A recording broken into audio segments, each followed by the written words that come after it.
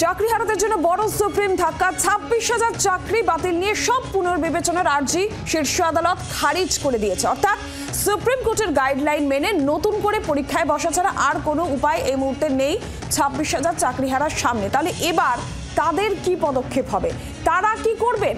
রাজ্যের আশ্বাসের জায়গা এখন একটাই রয়েছে যে অভিজ্ঞতার ভিত্তিতে যদি অতিরিক্ত নম্বরের ব্যবস্থা করা যায়। কিন্তু চাকরিহারারা তারা কি বলছেন, তারা কি ভাবছেন? কারণ তারা তো নিজেদের দাবিতে অনড় ছিলেন যে তারা পরীক্ষা আর কোনোভাবেই দেবেন না। এখন রিভিউ পিটিশনের সমস্ত আর্জি যেখানে খারিজ হয়ে গেছে, সেখানে পরীক্ষায় বসা ছাড়া আর কোনো উপায় কি থাকছে এই চাকরিহারাদের কাছে? তাহলে এখন তাদের পদক্ষেপ কি হবে, তারা কি ভাবছেন? রাজ্যের আশ্বাসের জায়গা একটাই থাকছে যে অভিজ্ঞতার ভিত্তিতে যদি অতিরিক্ত নম্বরের ব্যবস্থা যদি করা যায়, কিন্তু পরীক্ষায় তো তাহলে বসতেই হবে, নাকি অন্য কোনো উপায় থাকছে? কি বক্তব্য চাকরিহারাদের এখন, যেখানে রিভিউ পিটিশনের আর্জিও খারিজ হয়ে গেছে, পুনর্বিবেচনার আর্জি খারিজ হয়ে গেছে সুপ্রিম কোর্টে? সরাসরি অয়ন ঘোষাল আমাদের প্রতিনিধি রয়েছেন। অয়ন, তাহলে এখন উপায় কি? চাকরিহারাদের কাছে কি পথ খোলা রয়েছে? পরীক্ষায় কি বসতেই হবে?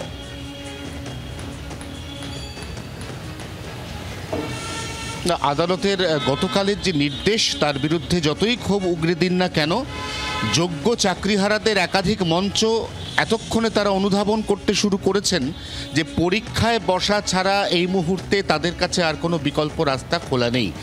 যোগ্য চাকরিহারা শিক্ষক শিক্ষিকা অধিকার মঞ্চ, সেখানকার অন্যতম আহ্বায়ক চিন্ময় মণ্ডল, তিনি ব্যক্তিগতভাবে টেলিফোনে জি24 ঘন্টার এই প্রতিনিধিকে জানিয়েছেন যে তারা ইতিমধ্যেই পরীক্ষায় বসার প্রস্তুতি নিচ্ছেন, তারা পড়াশোনা শুরু করে দিয়েছেন। যদিও তারা এটাও বলছেন যে একই চাকরির জন্য দুবার পরীক্ষায় বসা এখনও তারা কিন্তু মন থেকে এটা মেনে নিচ্ছেন না।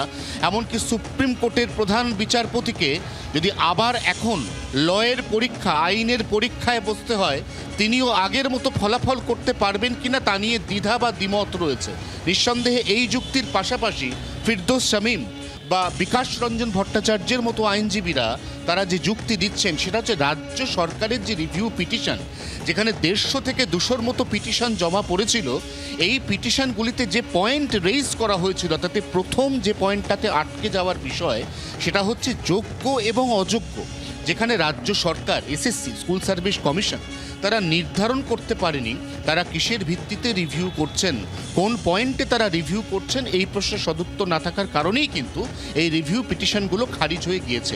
রাজ্য সরকার সিবিআই এবং ওএমআর শিট নিয়ে যে বিতর্ক, অর্থাৎ সিবিআইকে রাজ্য সরকার ওএমআর শিট দিতে পারেনি, রাজ্য সরকারের স্কুল শিক্ষা দপ্তর তারা আদালতের কাছে কারা যোগ্য কারা অযোগ্য সেই তালিকা দিতে পারেনি। কিন্তু পাশাপাশি এটাও দেখা যাচ্ছে যখন এই যে আসন্ন পরীক্ষা তার অ্যাডমিট কার্ড নেওয়ার বিষয়টি সামনে এসছে, তখন সেখানে যারা টেন্টেড তাদেরকে অ্যাডমিট কার্ড নিতে দেওয়া হয়নি।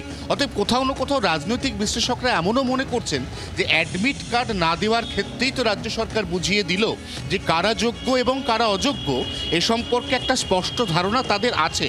কিন্তু সেই ধারণা যে কোনোভাবেই হোক তারা আদালতকে বোঝাতে পারেননি, কনভিন্স করতে পারেননি। এই অবস্থায় পরীক্ষায় বসতেই হবে, পরীক্ষায় বসা ছাড়া এই মুহূর্তে আর কোনো উপায় থাকছে না। আমরা জানি ইতিমধ্যেই করুণাময়ী বাস স্ট্যান্ডের পাশে সেন্ট্রাল পার্কের সামনে যোগ্য চাকরিহারা অধিকার মঞ্চ তাদের যে ছাউনি করে দিয়েছিল বিধাননগর পুলিশ, সেখানে আর একজনও আন্দোলনকারী চাকরিহারা নেই, কারণ তারা পরীক্ষার প্রস্তুতি নিচ্ছেন। আবার সংগ্রামী যৌথ মঞ্চ প্রভাবিত শিক্ষক 2016 চাকরিহারা মঞ্চ, তারাও কিন্তু একই সঙ্গে যতই রাস্তায় নেমে আন্দোলন করুক, তারাও বিলক্ষণ বুঝতে পারছেন যে তাদেরকেও শেষ পর্যন্ত হারানো চাকরি ফিরে পেতে গেলে পরীক্ষায় বসতেই হবে চাকরিহারাদের, সেই পথই তাদের কাছে এখন খোলা রয়েছে। অয়ন, ধন্যবাদ। বাংলার আওয়াজ, বাঙালির আবেগ, জি24 ঘন্টা।